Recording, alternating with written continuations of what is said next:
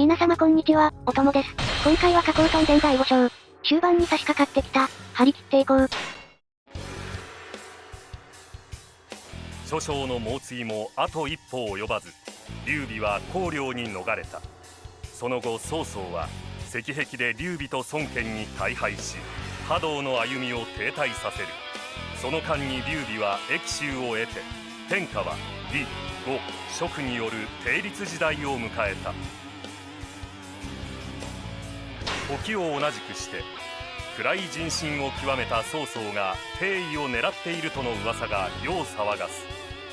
さらにそんな内憂に合わせるかのように孫権が合肥へと攻めてきた。加工トンは外観を断たんと戦場へ馬を走らせた。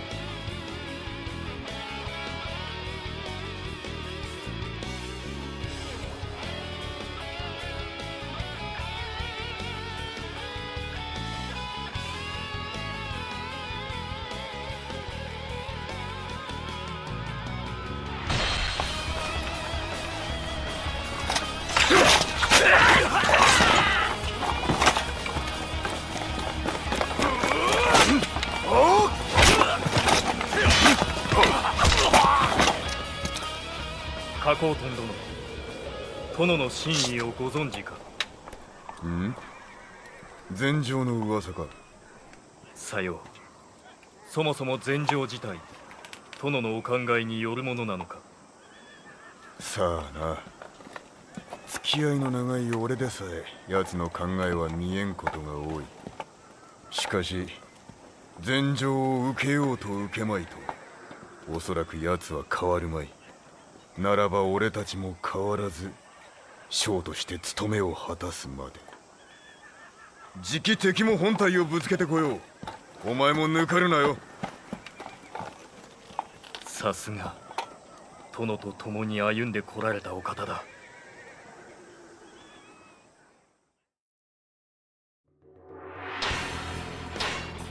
これだよ。はい。そんでこのステージはどうなん？加工トン電では最後の撃破数稼ぎの場ではあるが、そうなんだけどね。これを見てほしい。どれどれ。もう残り662人。驚いただろう？これまで一生懸命稼いだ甲斐あって、もう撃破数は全く問題ない。2戦かけてこの人数じゃ、1戦たったの331人か。楽勝じゃん。その通り。だからちょっと普段はできないことを、やってみようかなって。というと、加工トンで、このステージの味方軍団無敗走に挑戦します。無理でしょ。お前加工トン操作時に代打で出てくる早急の脆さ知ってるだろ。開始1分で絶対死ぬ。なのに反対側の徐行も開始1分40秒でほぼ死ぬから、助けに行く暇もない。まあね、正直かなりきつい。でも達成のための攻略をちゃんと組んできた。それをこれから、じっくり解説していこう。それじゃあ始めるか。加工トン電第5章。合肥の戦い。あらぬ噂で葬儀が揺れる中、孫悟が大挙し合肥へ迫る。加工トンはその毅然とした勇姿で味方の心を束ねつつ、眼前の大軍を打ち砕く。殿の大使のため、今我らの部を示す時、奮戦せよ。孫悟を退け、合肥を守るのだ。では始めよう。まずは急いで早急の救援。だろうな。戦術の通りほっとけば開始1分で絶対死ぬのでマスト。と言いつつ何してんすか。もう弱音吐き出したし、まあこんなもんだよ。早急の元へ急ぎましょう。だからなんなんだよそれ。徐行も弱音吐いてる。早い。着きました。援護を始めましょ。この場でやるのは敵軍団長1人の撃破と、100人撃破。それだけ？全滅させないの？徐行が死んじゃうだろ。そんな暇はない。だからつまりやりたいのは早急の戦上げ。本来のポジションである NPC サポートは途中が戦意が高い。だからこそこの大軍勢相手でも、それなりに持ちこたえてくれる。つまり同じ状態を作るってことか。その通り。でも、それなら敵軍団2つ倒した方が良くない？その方が士気も上がるし。いや、攻略ルート的にここで2軍団以上倒したら NG。なぜかというと、5軍を5軍団以上倒すと予想が動き始めるから。5軍を5軍団。前方や関連に出軍を加味しても、やはり敵本陣周辺の敵はまとめて一掃したい。だから無敗走がかかっていようと、あとは変えられん。冒頭部分だけ工夫を加えて無敗走の下地を整えたら、あとは普段の攻略ルートに合流する感じ。よしよし、市長倒して100人撃破。早急の槍を掲げて戦意アップ。これでこの場の仕事は終わり。続いて徐行の救援。さあこっからが鬼門オブ鬼門。ここまでを最速でこなせても、徐行はほぼ 100% 死にます。そんなん無理ゲーじゃないですか。そうだよ。だからもうここは祈るしかない。人事を尽くして天命を待つ。でも今日は結構体力残ってんな。1割食ってんだよな。言ってたら両党干渉をぶちのめす。ちなみに駆けつけた時点では言ってても、大多数は戦闘中にやられる。でしょうね。だってここは投げられるもん。だから気持ちかばうように戦いましょう。幸い加工隊は攻撃範囲が広いから、集団の足止めは得意。量産で指一方を食い止めた手腕、ここでも見せて死んでよう。弾押し乱舞で敵を高速しつつ削っていきます。回避でこまめに移動しましょう。理由はもちろん岩石兵。そこを説明させる岩は、もちろんプレイヤーにとっても脅威。今後は二の次で安全重視。両党が倒れた。よしよし、あとは干渉。両党干渉撃破。守り抜いたぜ、徐行。空気読まずに死ぬなよ。続いて北西砦を攻める当主を倒す。こっからはいつものルートって感じだな。ここまでやれば、あとはもう大丈夫。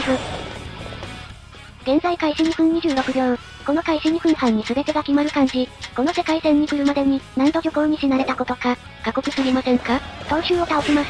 お、思考がちゃんと迎撃してくれてる。結構。そういや冒頭でなんか入院してたよな。そう。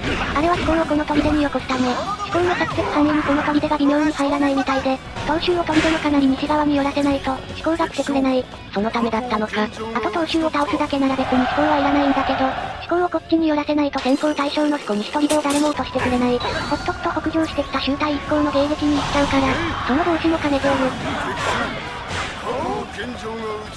死にかけの賞金撃破、これで5軍団を倒せた。予毛が動き出すので迎撃。ここ一帯の敵軍団を本陣内に誘導。まとまったら孫権もろとも全部平らげろ。ちなみに予毛の誘導は、予毛が進軍し始めてからの方がやりやすい。本陣のやや東側に敵が多いもんで、まとまったから行くぞ。加工トン VS 孫権含む4軍団敵将10人。この加工現状が、孫後の名脈を出す。盛り上がってきたぜ。表伝書が出た。素晴らしい。これで一気に戦力できるぞ。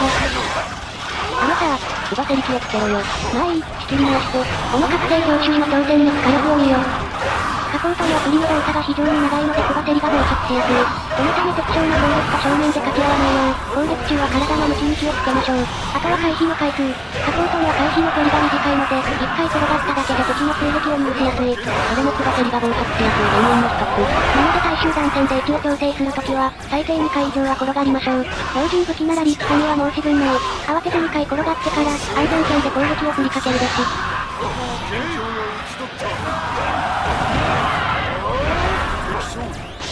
ああもう、見えねえだろその位置からは。自分で言ってる2回回避、さっきから全然できてないじゃんか。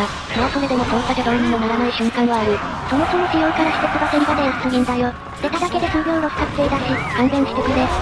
話しつつ孫権及びこの場の敵軍団一掃完了。撃破数351人ごちそうさまでした。あとは跳ね橋を下ろして少し砦の制圧を待ちつつ、落ちたら敵軍団を一掃して終わり。ちなみにここでは敵増援に歓迎が来ますが、その到来条件がこれ。このため孫権撃破時の長い討ち死にセリフ中に、敵本陣一体の敵軍団を全滅させることで、撃破セリフ渋滞を起こして歓迎のフラグ建設を遅らせれば、歓迎を到来させる前に、敵軍団全滅勝利が実現します。快適。こういうイベントスキップにこそ、タクティカルアクションの旨味が詰まっておる。長老が今更来ました。もう終盤だから関係ない。というわけではなく、彼には集隊の撃破という大仕事を任せておる。加工と以外での攻略時は自分で倒せばいいけどね。まあでもここの長老は戦意最高で最強。任せた方が楽ちん。敵を押し返すのだ。気分、士気上昇。号令セリフがかっこいいぜ。これで西側の敵軍団の一掃の時間の問題。あとは少し一人での制圧を待って、関東鎮での撃破にかかる。あれ？そういやまだ進んでないな。あの2軍団の進軍条件は中央の砦どちらかを制圧すること。普段は東砦を落として動き始めるけど、今回は両党反将との交戦位置が砦の外だったから、まだ条件を満たしていないというな。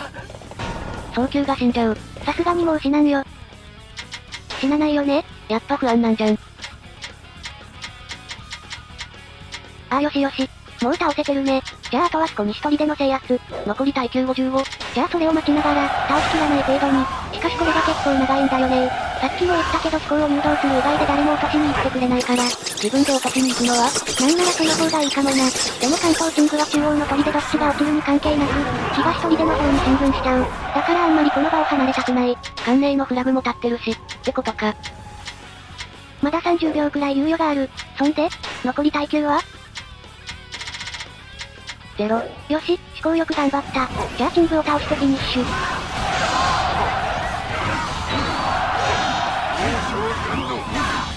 チング撃破。これで敵軍団全滅、攻略完了です。やりきったな。無敗走。よし、なんとか勝てたか。上出来だ。ガッピを取られては猛徳がうるさいから。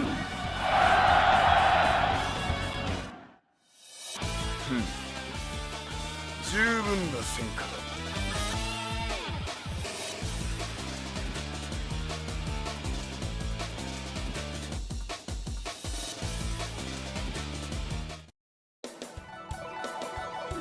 クリアタイムは6分35秒。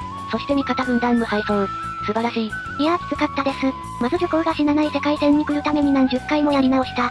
本当に最速でやっても行っちまうんだよ。間に合っても両党反将との戦闘中にやられたり、かといって東州の遊園も、サボることはできない。長い道のりだったのな。あと撃破数669人。5上限の前に3600人超えちゃったよ。ちょっと頑張りすぎちゃった。これなら最後はもう、自由に遊べちゃうな。というわけで加工とんでん第5章はここまで。次回で最後。ご視聴、